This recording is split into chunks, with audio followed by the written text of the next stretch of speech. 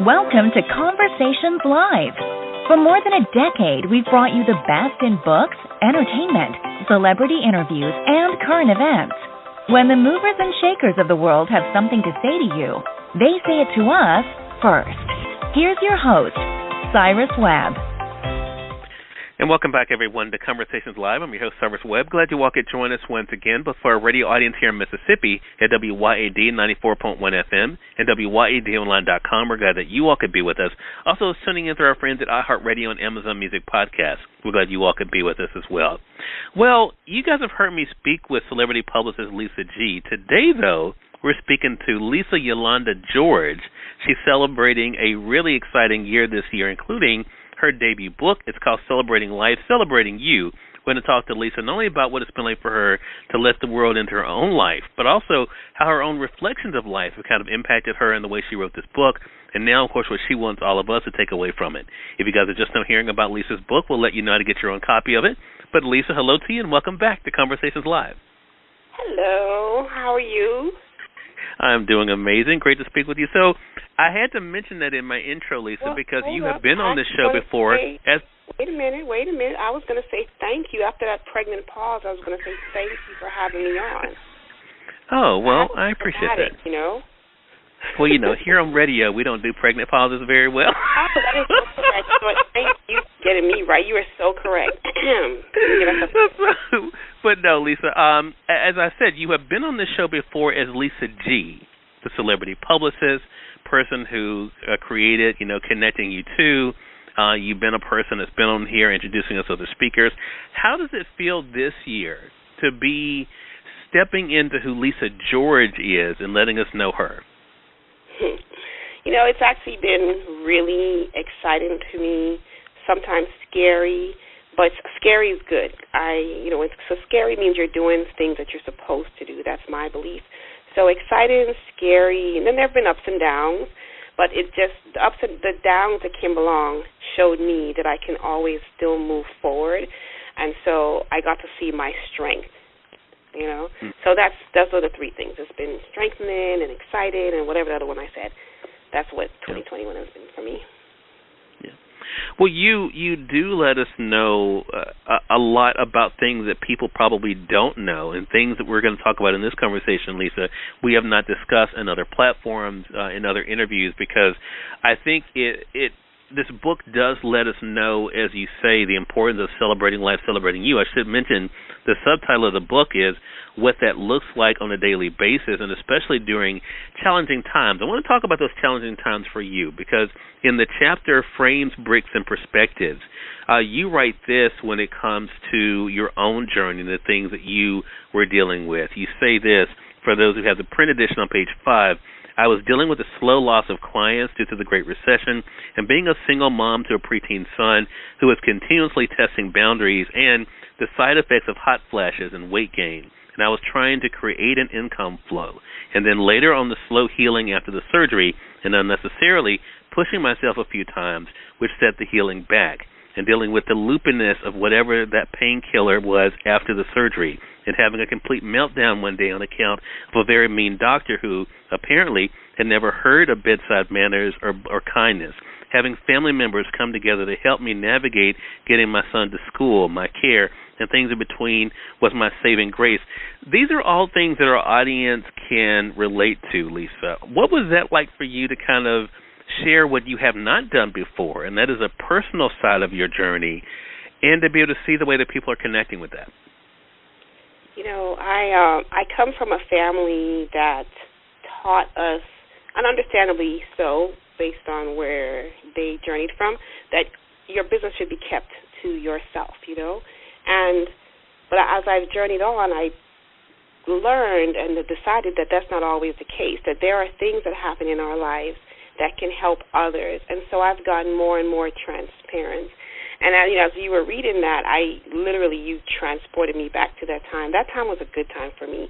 It was a very, very hard time, and there were a lot of unknowns going on. But somewhere in there, I actually saw that this was going to be a good thing, even though I didn't know how it was going to end, because there were a lot of medical challenges and financial.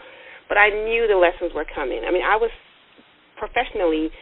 sitting really pretty, and almost, I wouldn't say cocky, but like cocky to myself. Like, yeah, I'm good, and so not even doing the things that I knew that I learned in school and that my parents taught me, because my parents are both entrepreneurs and build successful businesses, but they taught me to look forward, and I wasn't. I was just sitting pretty, and very happy with where I was, and I knew where things were going, but I was so not cocky to other people, but I can look back and say cocky to myself. And so when I started losing the clients, and things started going the way the economy suggested it was going to go for a certain number of people, I shouldn't have been surprised, And so there was learning lessons in that. And then on top of that, because things don't always happen in isolation, then here comes these medical challenges and questions and, added to it. And I'm just going, what in the world is going on? But I braced myself for it, whatever the journey was going to be, and I brought my best self to it, and I knew that on the other side, whatever and whenever that was going to be, I was going to come out a different person. So I don't know why I chose to share that in the book. It was a very heartfelt thing with the choice when I chose to put things in there, but it just came and I just expanded on it, and we're here today with people talking to me about it, which is still weird to me. Yeah, well, and you from that. Yeah, and you even talk about in the book about Oprah calls them whispers. You call them echoes. In that same chapter, you talk about that. How important has it been for you that even though you may have things in your mind, Lisa, planned out, to pay attention to those echoes and not to ignore them? I call our gut feel, it's very, very, very important. I say that my gut feeling is my best friend, And I also, from a romance novel, nevertheless, years ago, got this. I am my own best counsel. Because nobody knows me better than me. Nobody, knows my secrets, my inner journeys, all of that. So when my gut is talking to me, it's talking to me from a place of knowledge, in a simplistic way. So when it's whispering to me, it's whispering to me with the knowledge of things that nobody else has. So how can you not trust that? So, and the echoes for me is because I don't think your gut talks to you several times. It's not like you're like the other real best friends or whatever that come and keep saying the same thing over. It just says it once, and then the echo is just there. If you're quiet enough, you'll hear it. I like to listen to it because I've, like everybody else, we've had the voices or whatever. What's it? My first mind, people say, that come and tell them things, and then they ignore them. And then you see later on why you shouldn't have. I don't want to see because I know that I don't have to see, and it's not out of fear. Why go through the thing that you're getting the warning for? Just do whatever you know you're supposed to do. So I like listening to the echoes and first minds, my best friend. Yeah, and even as you talked about 2020 in that chapter, Lisa, you said, how you had the perfect year planned out, and yet your echo said to you, Lisa, you are never in control. We are never in control. Talk to us about that and how that is a reminder that is great for you to keep front of mind, the fact that no matter what you may plan or what you may work on, your limitations in what actually happens. Yeah. So that was actually a really good friend of mine who transitioned this year, and I've known him for a long time, like 20-some years, and he was actually so what he said with "you're never in control," he said to me around the time with the surgery, because I freaked out, and long story short, was supposed to be 2.5 hours on the table, ended up being 8, and then I was freaking out because there I was for 8 hours, not in control, and I was explaining the whole thing to me and how I felt, and he just quietly came on. I was like, Lisa, but we're never in control. And so that echo from his great advice has stayed with me. It wasn't a new piece of knowledge. It was just a reminder that we're never in control.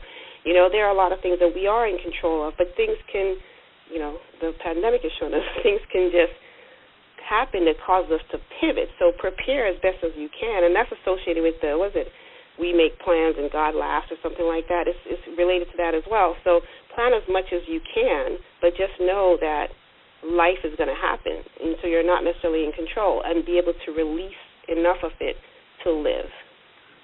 Right. such a great point.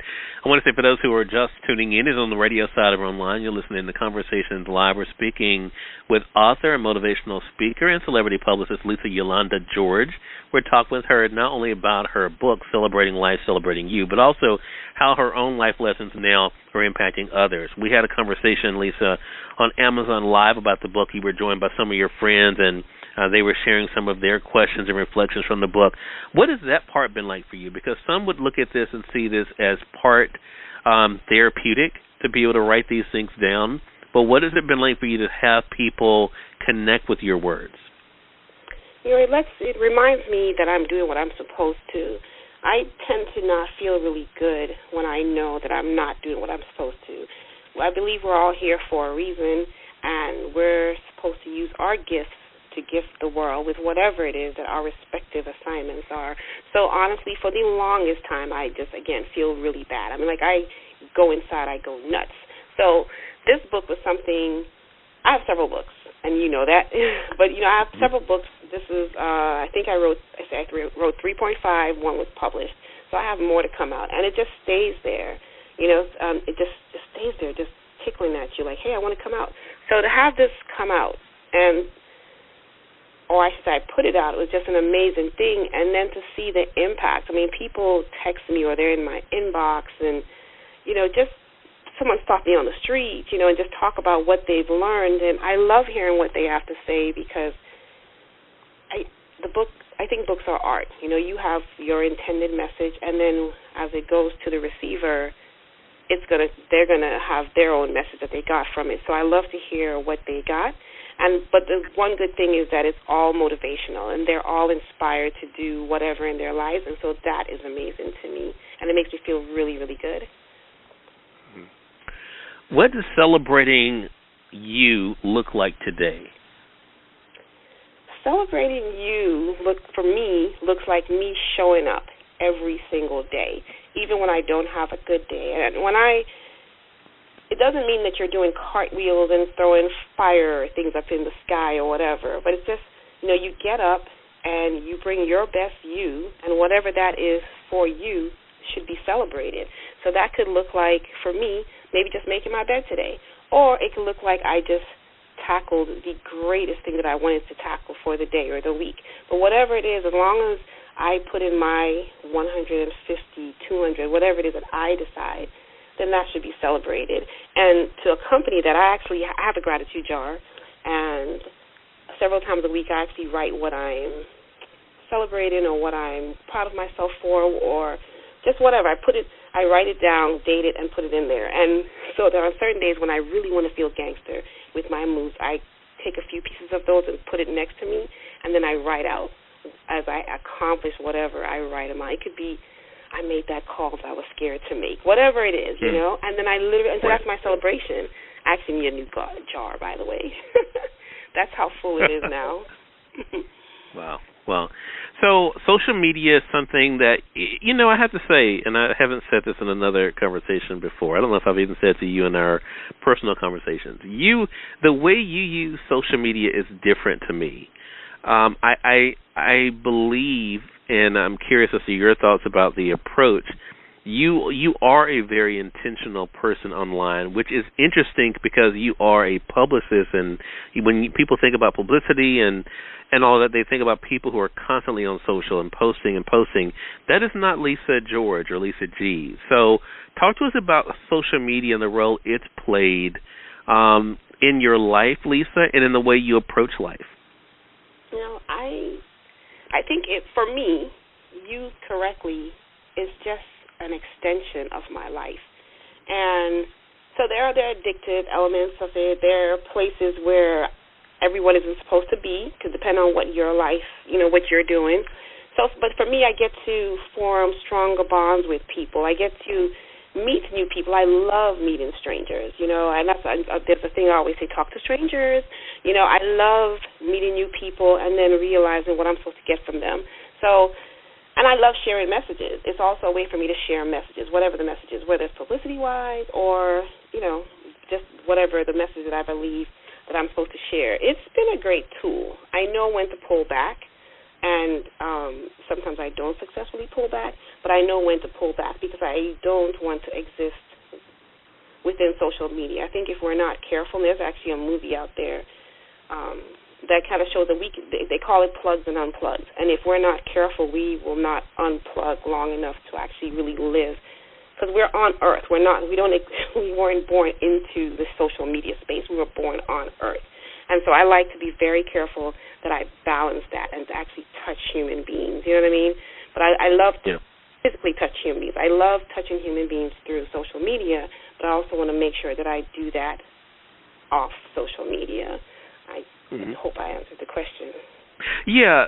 So has the pandemic been hard for you in that regard, Lisa, that you have not been as around people as you would normally be?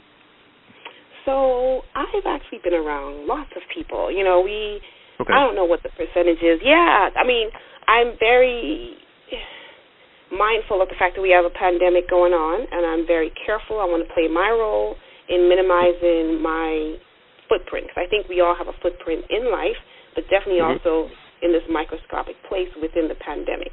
You know, whether or not we agree or not, we all have a footprint. So I'm definitely very mindful of that. That being said, I choose how I move when I'm out, you know. So I haven't been to the beach, but let's just say I was going to the beach. I wouldn't go on a holiday weekend. I'd go on a weekend when I know this is a really low-level week. You know what I mean? So but it allowed me to see some things. The pandemic made me see how we should move, or me, or how I could move better, and how important relationships are, you know, and some things were magnified. If that, you know, like going back to the tool thing, you know, some people are so plugged to the computer that you're not able to really have a relationship with them, you know, and I want to make sure that I don't do that. So I've been able to get out there, and I'm intentional about that too.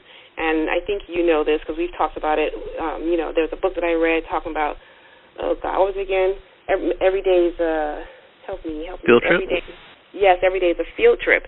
And so I have this long list of things that I've been working on for years and adding to, and I just go out there. So hiking and walking to a mountain. Never thought I would do that. Just so I've been doing things by myself and with other people, and the pandemic has allowed me to be able to focus more. I shouldn't say allowed me. I chose to focus more on a lot of things during the pandemic. It just doesn't make it to social media, as with most people. Not all of our activities make it to social media, but yeah. Yeah. Well, I think that's cool. So what is your hope then, Lisa, when people are just now discovering, celebrating life, celebrating you? What do you want them to know about the importance of both aspects, or do you see them as interchangeable? Celebrating life and celebrating you. Do you see them as one thing, or are they two components? I think it depends on the person, you know. Okay. And I think it is interchangeable. So because I'm me within my life, but I'm also me within this whole life, this whole global thing here with all other humans.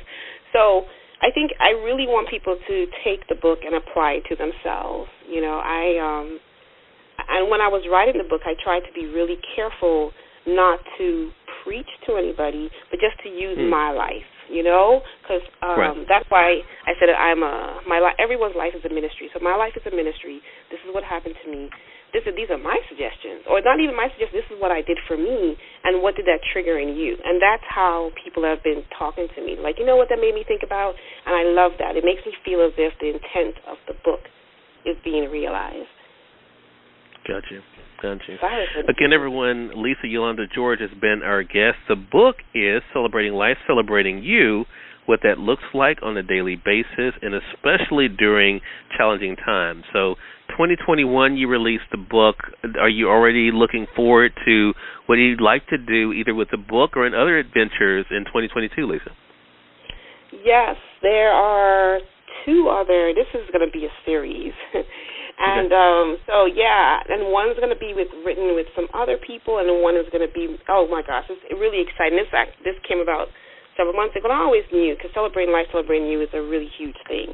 But yeah, there are more books coming out, and you and I talked this morning about something else, so that's coming out.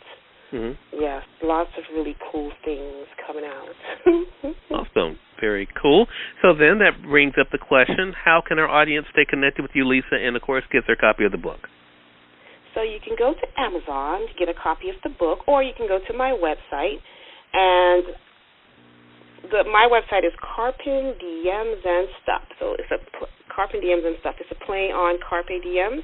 So Carpin, that's CARPING, DIEMS, and Stuff, ANDSTUFF.com. So they can go there. They can find out all about me. I'm on socials. I love interacting with people.